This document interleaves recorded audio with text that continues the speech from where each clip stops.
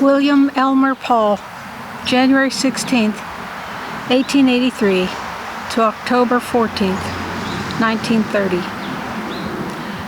William Elmer Paul was born in Mount Carmel, Northumberland County, Pennsylvania, to Elias Wesley Paul and Kate Zerby Paul. He was the fourth of 6 children. He spent his early boyhood years in Mount Carmel. The family moved to Shamokin when he was 9, and he attended public schools there. He entered the employment of the Reading Railway Company in 1902 when he was 19 years old.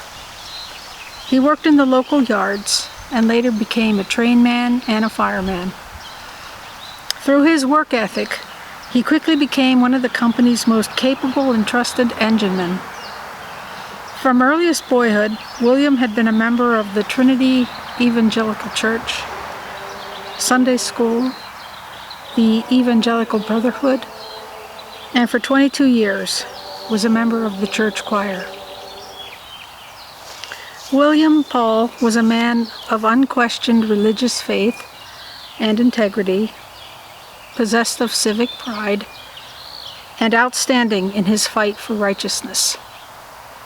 He had served a term as a member of the Borough Council from the 4th Ward, and he was later a candidate for the State Assembly, but was defeated by the narrow margin of 90 votes after waging a campaign based on honorable political competition and seeking to represent the people of the district, to exact righteous consideration of the wishes of the voters.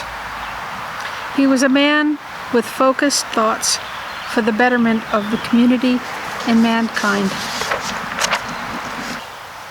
William Paul married Hattie Eva Entrekin on June 7, 1905, and they were devoted to each other.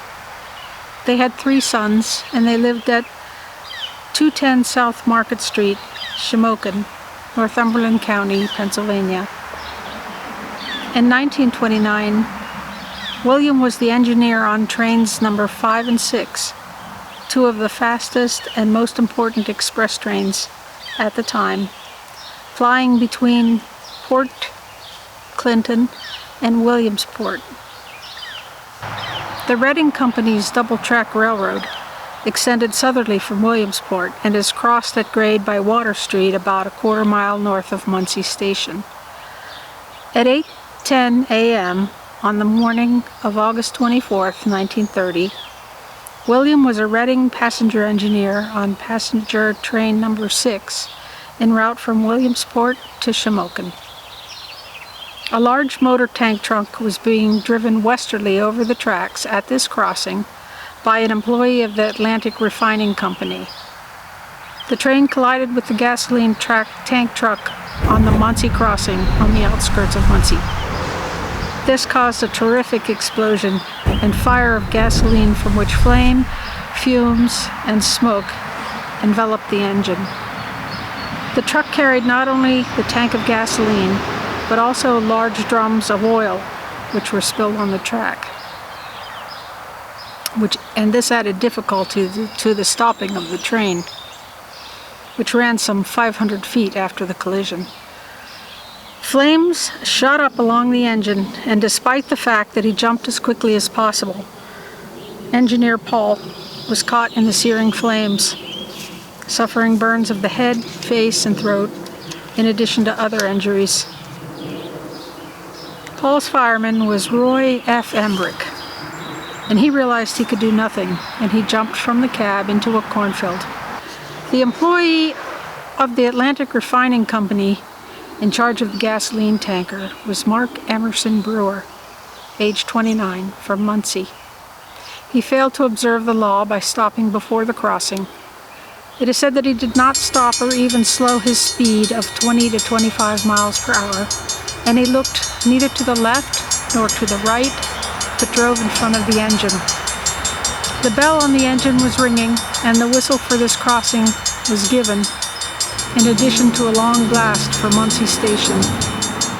Also, the blinkers at the crossing indicated the train's approach, and it was broad daylight, and the driver could have seen 500 feet had he looked. As a result, the engine struck the tank containing hundreds of gallons of gasoline, and the truck was thrown 30 feet from the scene of the impact. Brewer was badly burned about the legs and body and had injuries about the head and internally. He died 3 hours after the accident at Muncie Hospital. It was reported that he was in a car accident several months before, 3 months I think, and was a patient in the hospital for 2 of those months with head injuries. Instantaneously, with release from the tanker, the gasoline fire and flames for a long time completely hid the entire train for its entire length. Fortunately, all of the cars were of steel construction, and the gasoline quickly burned itself out after blistering the window frames made of wood and the paint along the northern side of all of the cars. The engine was literally covered with gasoline and was badly damaged. William rode in his cab for 50 feet, enveloped in flame and fumes, some of which necessarily followed the air he breathed into his mouth, nose, and throat, by which his tongue and vocal cords were scorched. He might have leapt to comparative safety, but he stuck to his post to bring the train to a stop. Between 50 and 100 passengers were aboard the express at the time. He was terribly burned, but thanks to his self-sacrifice and bravery, he saved the lives of his passengers. However, William suffered multiple burns to the throat and was under the constant care of specialists at Jefferson Hospital in Philadelphia. At the time of the accident, or before it, William was 46 years old, in good health, with an excellent voice, and had been a member of the church choir for 20 years and a baritone soloist. On the day after the accident, his voice became husky, and grew worse from day to day until it was entirely gone at the end of 2 or 3 weeks, after which he was never again able to speak a loud word. In October 1929, 3 months after the accident, surgeons found it necessary to remove his larynx and substitute silver tubes in his throat. At that time, following the accident and subsequent operation, he had to rest due to the extensive and multiple burns and injuries he had suffered. Friends and relatives close to him asserted that he never complained or bewailed his fate. Except for his heroic actions, this could have been one of the worst railroad tragedies in the history of Pennsylvania to that date. A year later, in October of 1930, he suffered an unusual, severe decline and was compelled to take to his bed.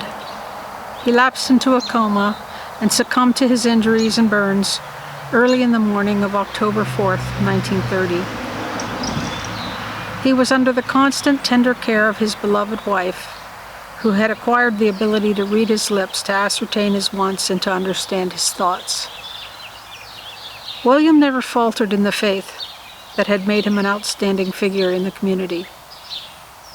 Action for damages against the Atlantic Refining Company were brought, and the case was tried in the county courts with a verdict in favor of Mr. Paul in an amount approximating $26,000. This amount of money in 1929 is like $461,000 in 2023. During the progress of the trial, his wife Hattie acted as interpreter for her then almost speechless husband and repeated to the jury the words she read from the lips of the suffering man and his whispers. The history of the accident was recounted to court and jury, as were detailed expenses of the victim following the accident. The oil corporation opposed the finding and appealed for a new trial, but the judgment was affirmed and the corporation had to pay the widow Paul. William Elmer Paul was buried on October 17, 1930, in Oddfellow Cemetery, Cole Township, Northumberland County, Pennsylvania. A large number of fellow railroad men and personal friends attended the services. Elmer Paul, January 16, 1883 to October 14, 1930. Gone but not forgotten. As always, please be respectful in the comments as there are descendants and relatives. And don't forget to like and subscribe.